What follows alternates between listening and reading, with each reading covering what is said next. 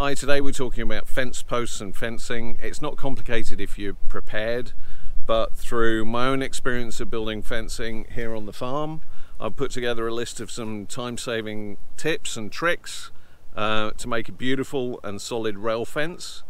The intent here is work smarter, not harder. And a quick disclaimer, this worked for me. So wherever you are, you may have different experiences. But the number one tip that I can give you right now is be patient. Don't rush it. That's when mistakes and miscalculations happen. Make sure you've got all the right tools in place. So let's have a look at what tools you need to use. You'll be needing a post hole digger, a spade, and a tamping bar to press down the earth around the post.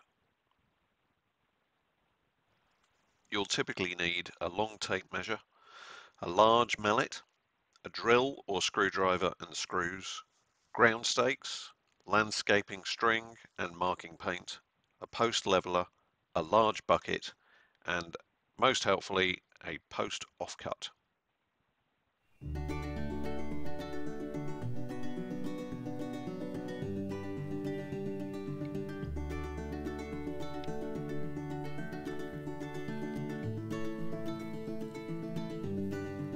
Pull the line as tight as you possibly can, especially over long runs.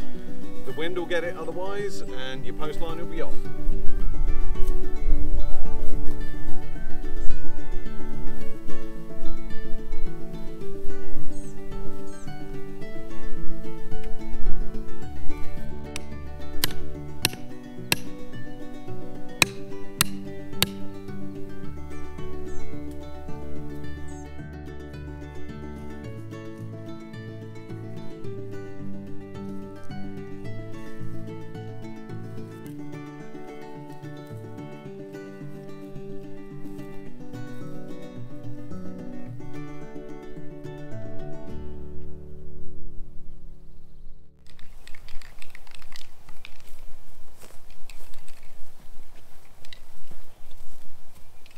So I find it easier to use an offcut of an old post.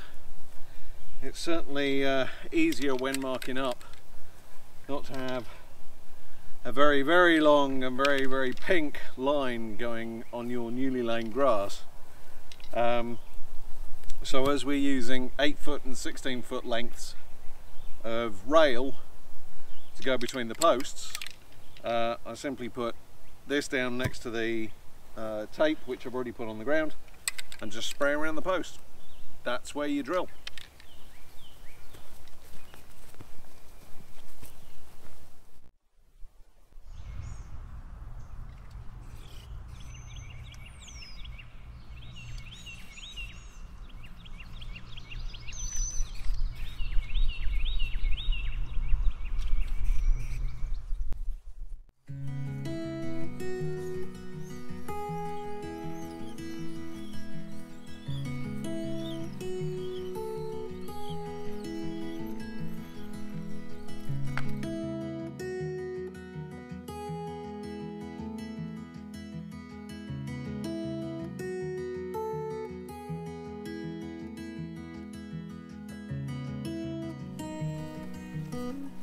Now here comes one of the fun parts. Because I'm doing a 4-acre fence, I've got about another 200 posts to go. If you've got a smaller plot, then you can use the post hole diggers, or you can get a decent 2-man auger. But the size of the auger that I use is 12 inches. When you're putting the fence post in the hole, it's good to have some room around the outside so you can actually move it. And that's good for 4-inch and 6-inch posts. It gives you enough room for manoeuvre. So let me show you what I got.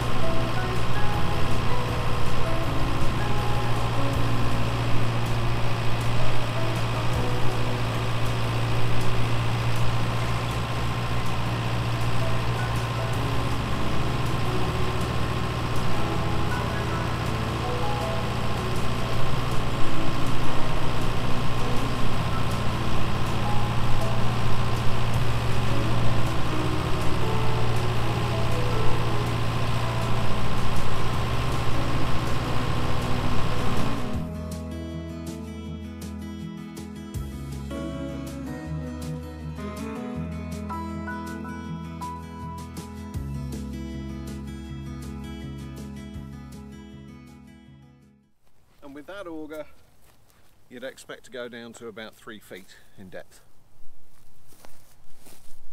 You'll notice that there's a mound around the outside of the hole, and this is where one of the other tips comes in. Let me show you.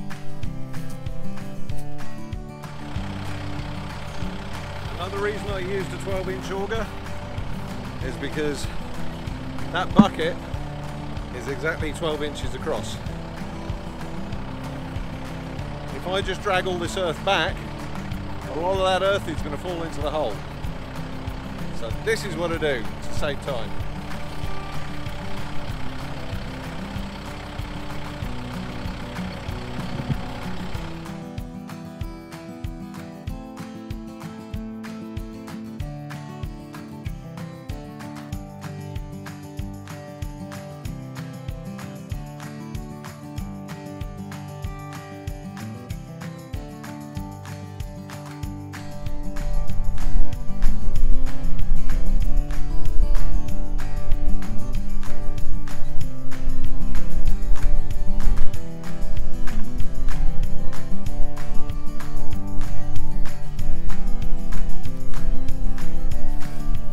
Saves at least 5 minutes of extra digging around per hole with the post hole digger. Catch it, pour it straight out. Now, before we had the tractor, I used to be able to do that with a friend of mine and one of the rails. Just drag it along the surface. So if you don't have access to a tractor, you don't have access to a skid steer, you can still do exactly the same thing with a rail. So this is a 8-foot 4x4 post. As you can probably see, let me move it down here for you a bit. As you can probably see, I've pre-cut the end at 30 degrees. Now the reason why I've done that is because some people prefer to cap their posts, but obviously with a size of fence this long, that's just not financially viable. So I've cut it at 30 degrees so that even though this wood is treated, the rainwater will run off, and it'll give longer life to the post itself. We are going to paint these as well, so that will help. But here's another tip for you. So these braces that I've put on, these are just 1x2 pieces of wood, relatively cheap even at the moment, and it's just a single 8-foot section cut in half and screwed in on both sides. But if you're intending to have 3 feet below the ground, then putting these posts on dead on 3 feet, so the bottom of the brace is at the 3-foot line. When you drop this post into the ground, into the hole, it'll sit there and self-stabilize. So it'll be almost dead on vertical, and you'll notice that when you put your post leveler on the end. So this really is a big help. It also means that if you do have to adjust it left or right, these act as rails. So instead of having to pick the whole thing up and adjust it in the hole because you're an inch off or 2 inches off, all you got to do is hold the top and just kick your foot against the rail and it'll just gently shuffle along. So let's see what the finished product looks like. So the 30-degree angle faces into the field so that the rails that you put along can go straight at the top, right the way from the gatepost all the way down the end at 8-foot intervals. So what I tend to do is do 8 foot on the top, 16 on the bottom, 8 foot on the next one, 16 on the very bottom run, and that increases the stability and strength in the fence itself. So that's it. Good luck with putting your fence in place. Hope you enjoy the video, and I'll see you next time.